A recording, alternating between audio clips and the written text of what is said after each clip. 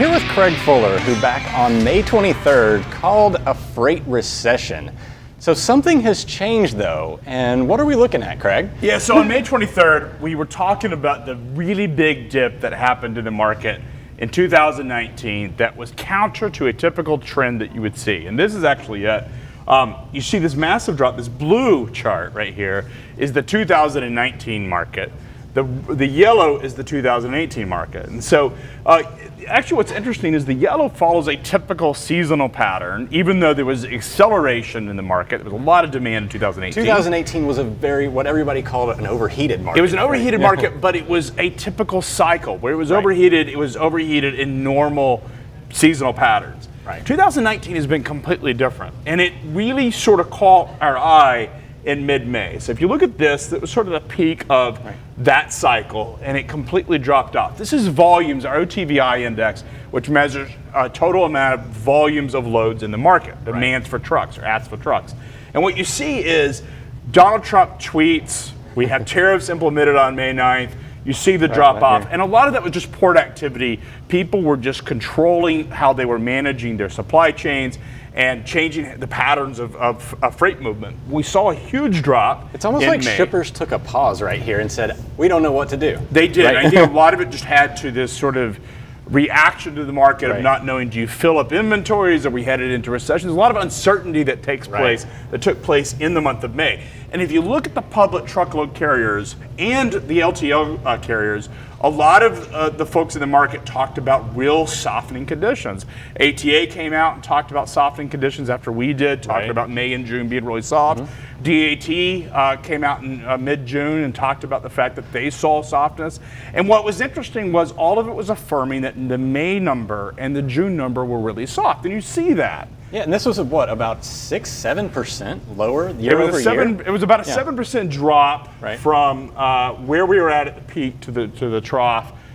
These big dips that you see are just holidays. That's Memorial Day. But if you move into June, you see there was a big gap between 18 and 19. So this yellow is just showing how big of a gap. And we actually saw in later part of June, when you typically see a run-up into July 4th, you actually saw the drop-off happen faster than typical. Yeah, earlier. So earlier seasonality. We had the seasonality that we normally see, but it was not as severe as we would expect. You would expect it sort of to have an acceleration at the top. You didn't. Now, I want to talk about what happened in July, because this gets me excited. So on, I believe it was July 29th, 30th. 24th. 24th. Well, we saw the drop, but I think on the July 31st, we came out and said, the market is recovering. We called, is this happening? We said, is it? We did it here on FreightWaves. And that took place right here. But what really was interesting was this directional change in the market from 2018 to 2019. We actually saw a golden cross, as they like to say in technical analysis trading. The golden cross happened right there, and you see a breakout in the market. Now, the question was this just some noise in the data? Was just some volume that was atypical because it's hard to track, or is this something sustainable? We weren't sure, but we were certainly encouraged. And what we've seen is that gap has continued to stay. We've not seen it converge again. We've not seen them dip in. And we continue to see it diverge even further. This is even more encouraging because what we're seeing right now is that the 2018 number is showing deceleration, likely about the time that the market had peaked and was starting to go into a recessionary pattern, a slowdown.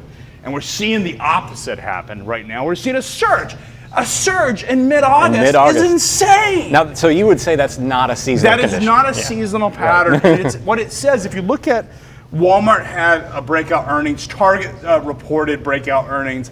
A lot of the retail goods, consumer-driven spending is really strong in the economy. Employment's really strong.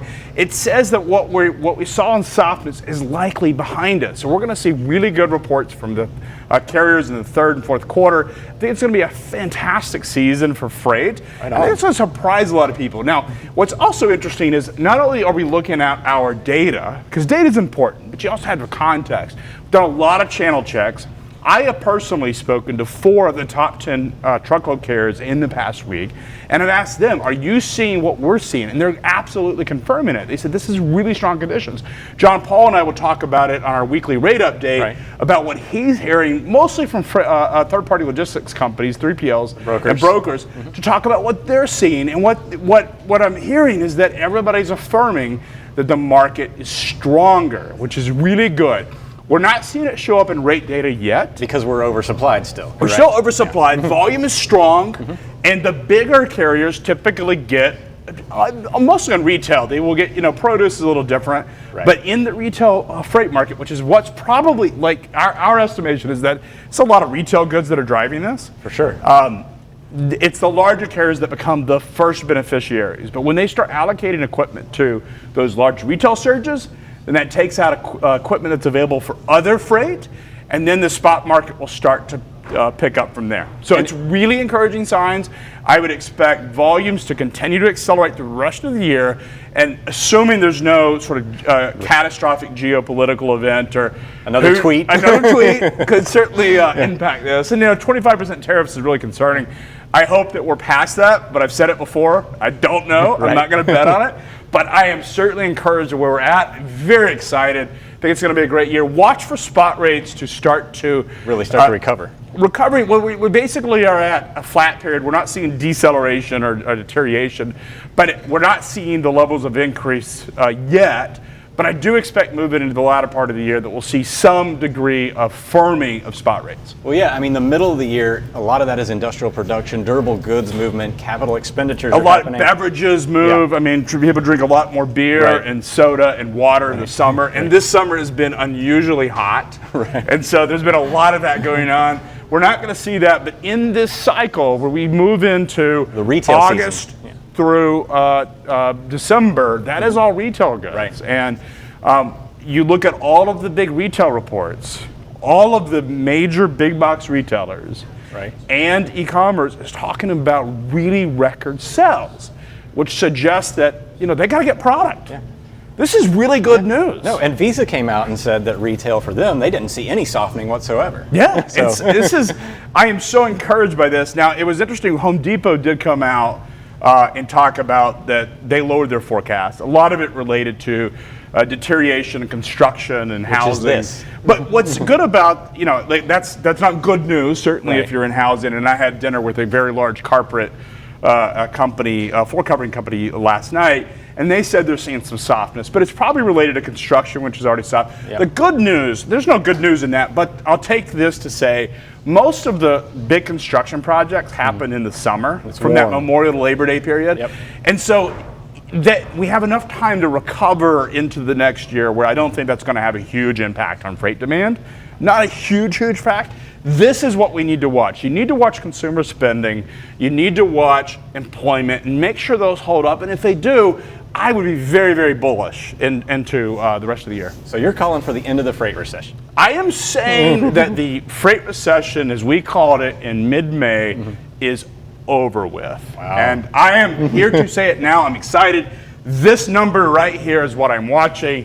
It's really what I watch mostly when I'm looking at the market is that volume number, because it doesn't have all the capacity noise. It doesn't have any of the capacity measured. It's strictly a volume indicator. This is the U.S. economy. This is it.